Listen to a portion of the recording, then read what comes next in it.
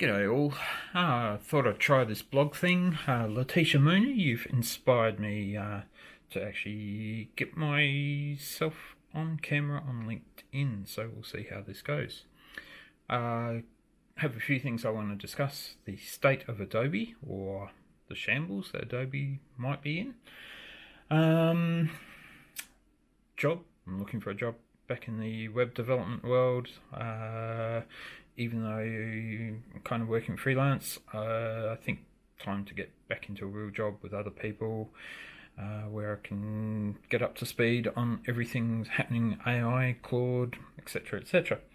And it's Sunday. I'm not going to spend the whole day working. Yeah, we'll discuss that a little bit because my sons will go out mountain biking. Okay, first thing, I'll turn this gimbal around. Still working out this little DJI Osmo that Dave Lane gave me. Well, this is Inkscape. We'll get onto that a bit later. Let's bring up Adobe. So I have the Adobe plan that is just Lightroom and Photoshop. And I love Photoshop. I know Photoshop inside out. And it's only $191 a year at the moment. But it also does come with Firefly. And I've done a few things here with Firefly, and pretty remarkable what it can do. It's obviously drawing on its stock photos for people and things, for pretty simple description. Really, I didn't give it a lot of specifications, and it did exactly what I wanted it to. However, it comes, if we go back on that, even though up here it says I've got 250 credits left or something, if I go and try and generate in 2K, it wants me to pay more money, lots more money, for credits, either 2,000 credits, 7,000 credits, even though I've got free credits as part of my subscription plan. So don't know what's going on there, Adobe. The other thing is Adobe's hitting my all my socials with turn this back around. Adobe's hitting all my socials. Here we go. I took a screenshot of it.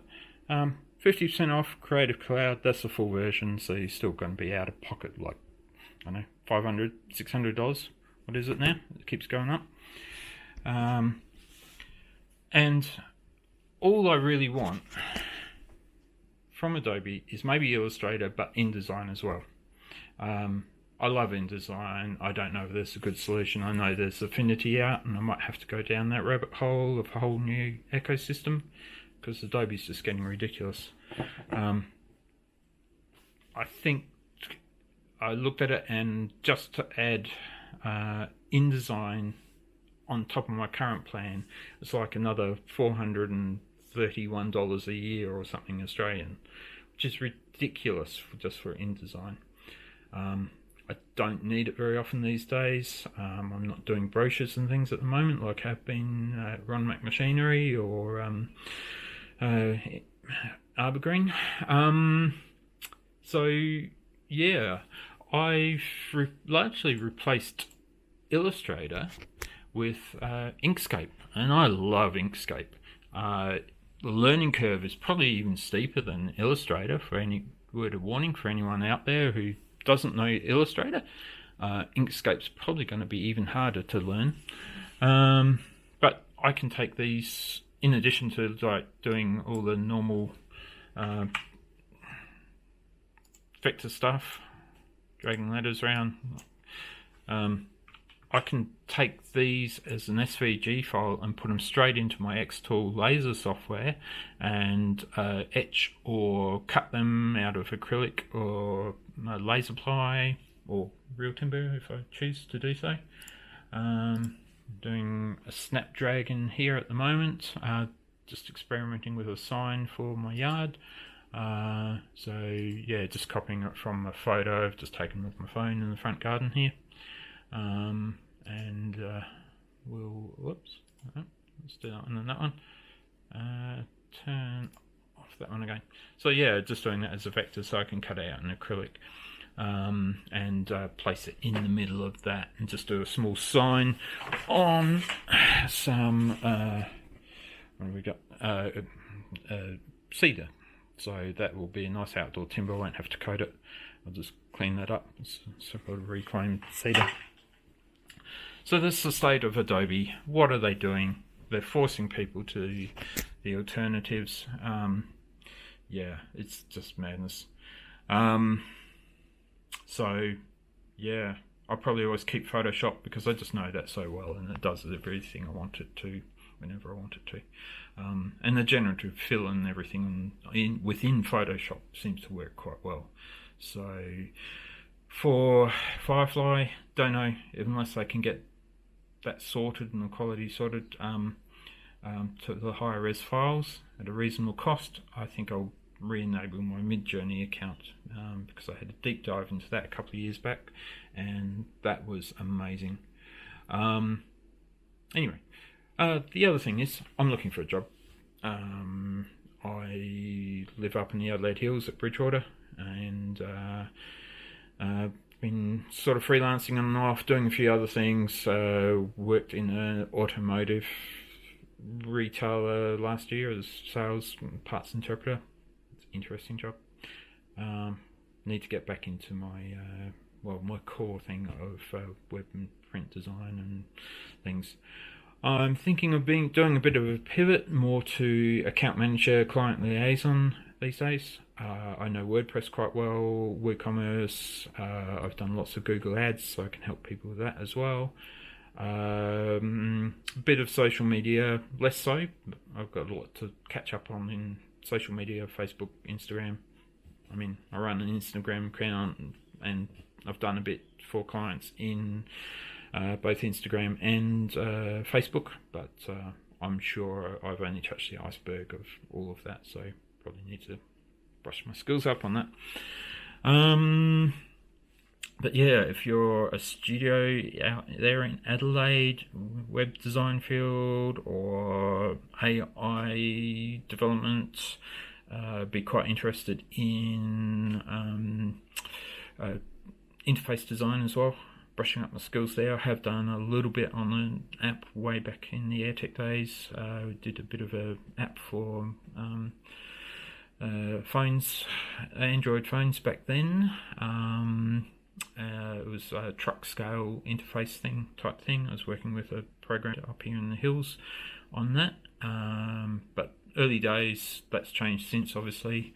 And lots of experience in print, lots of experience in web. As I mentioned, WordPress, Elementor. Haven't used Divi too much, but I'm sure it's much the same.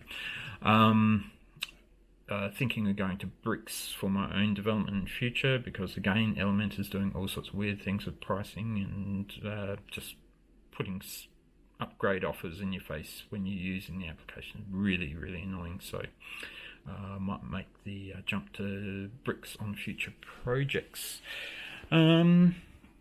Yeah, so if you're interstate and you want looking at getting someone boots on the ground here in Adelaide, more than happy to drive to clients or have them come to my place for training or meet with them. Yeah, let me know. Be very interested. I'm not young anymore. I've got white hair. My 9-year-old son, I'm surprised I've got any hair at all left.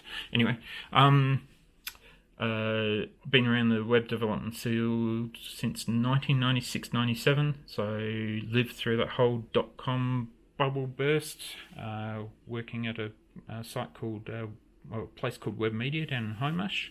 It was one of the first few tech hubs that was developed back in the day. It's converted old school building, big red double brick place, beautiful place to work. We did the first SportsMed website. It was just flat HTML. Worked for 3 days straight, right up to midnight a couple of nights doing that. And we also did the first child and youth health website, which I believe won awards. And that was very early days, database driven, and also the client, they had a full-time staff member actually updating the site. I believe we were using Sybase and Cold Fusion. if I can remember rightly.